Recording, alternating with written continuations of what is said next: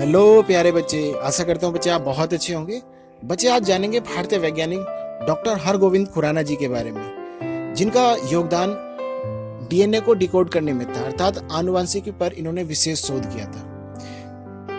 देखिए, जो आपको चित्र में दिखलाई दे रहे हैं, यही हैं हमारे देश के महान वैज्ञानिक डॉक्टर हरगोविंद खुराना जी। चलिए इनके बारे में कुछ अन्य बातें जानते हैं। बच्चे, इनका जो जन्म हुआ था वो भारत के रायपुर, जो मुल्तान पंजाब में उस समय था, अब भारत का हिस्सा नहीं है, ये पाकिस्तान का हिस्सा है। इनके पिता पेशे से पटवारी थे और ये 4 भाइयों में सबसे छोटे थे। ये बहुत प्रतिभावान विद्यार्थी थे, अतः इन्हें हमेशा विद्यालय की और कॉलेज की तरफ से छात्रवृत्तियां मिलती रही और ये छात्रवृत्ति के आधार पर ही विदेश तक पढ़ने गए।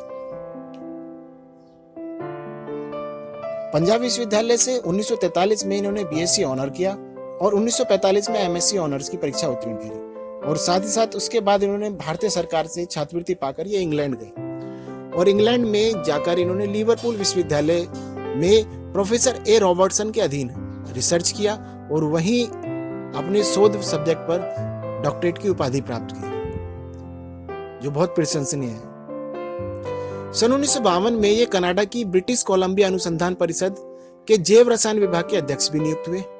सन 1960 में इन्होंने संयुक्त राज्य अमेरिका के विस्कॉन्सिन विश्वविद्यालय के इंस्टीट्यूट ऑफ एंजाइम रिसर्च में प्रोफेसर का पद भी निभाया और यहाँ इन्होंने अमेरिकी नागरिकता भी स्वीकार कर ली, अर्थात ये भारतीय मूल के थे लेकिन इनके पास अमेरिकी नागरिकता भी थी।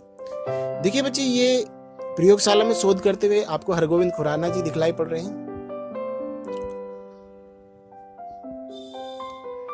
चिकित्सक खुराना जी जीव कोशिकाओं के नाभिकों की रासायनिक संरचना के अध्ययन में लगे हुए थे। डॉक्टर खुराना जी 11 न्यूक्लियोटिडों का योग करने में सफल हुए थे और पहले से ही ज्ञात न्यूक्लियोटिडों को इन्होंने श्रृंखलाबद्ध कर प्रयोगशाला में संश्लेषित भी कर लिया था, जो अपने आप में एक बहुत महत्वपूर्ण खोज थी और इनकी खोज का आज भी बहुत प्रयोग किया जा रहा है। आप देख सकते हैं बच्चे, ये बायोमोलिकुलर संकल्पना को समझाते हुए हरगोविंद जी। डॉक्टर खुराना जी की इस महत्वपूर्ण खोज के लिए उन्हें अन्य 2 अमेरिकी वैज्ञानिकों के साथ सन 1968 का नोबेल पुरस्कार भी दिया गया। इसके पूर्व 1957 में कनाडा के केमिकल इंस्टीट्यूट ने भी उनको मार्क पुरस्कार से सम्मानित किया था और 9 जनवरी सन 2018 में उन्हें गूगल ने भी गूगल डूडल बनाकर सम्मानित किया था, जो भारतवर्ष के लिए और पूरे विश्व के लिए एक सम्मान की बात थी। चलिए बच्चे, हम देखते हैं अब उनके सहकर्मियों के साथ, जो उनकी पूरी टीम थी जिन्हें नोबेल पुरस्कार मिला था। ये कुछ इस तरीके से सभी सहयोगी हैं और डॉक्टर हरगोविंद खुराना जी पहले ऐसे वैज्ञानिक थे जिन्होंने डीएनए को डिकोड किया था। साल 1968 में भारतीय मूल के एक बायोकेमिस्ट हरगोविंद जी व मार्शल डब्ल्यू निरेनबर्ग और रॉबर्ट डब्ल्यू होले के साथ इन्होंने जेनेटिक कोड पर काम कर नोबेल पुरस्कार जीता था। ये मॉलिक्यूलर बायोलॉजी के क्षेत्र में एक बहुत बड़ी उपलब्धि थी, जिसका प्रयोग आज भी रसायन के क्षेत्र में अत्यधिक किया जा रहा है और चिकित्सा के क्षेत्र में भी ये बहुत प्रभावी खोज थी।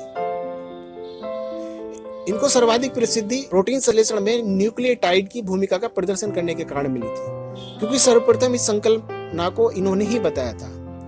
इनका कार्य विशेष क्षेत्र आणविक जीव विज्ञान अर्थात मॉलिक्यूलर बायोलॉजी में था।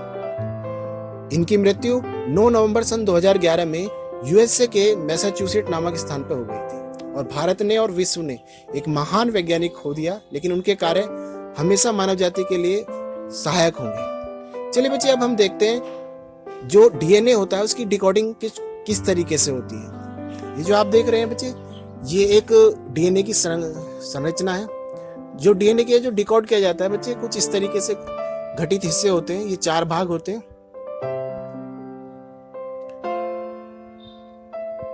और आप कह सकते हैं बच्चे, जो डीएनए का जो जेनेटिक कोड होता है वो 4 डिफरेंट मॉलिक्यूल से बनता है और जो 4 मॉलिक्यूल होते हैं वो होते हैं बच्चे एडेनिन, साइटोसिन, ग्वानिन और थायमिन। आशा करता हूं बच्चे आपको डॉक्टर हरगोविंद खुराना जी के बारे में बहुत सी जानकारी पता लगी होगी। साथ ही साथ आपने डीएनए की संरचना के बारे में भी जाना और उसके कुछ हिस्सों के बारे में भी जाना। आशा करता हूं बच्चे आपको विज्ञान की श्रृंखला में कुछ अन्य बातें जानने का मौका मिला होगा। मिलते हैं बच्चे नए लेक्चर में नए वैज्ञानिक के साथ। बाय बाय बच्चे।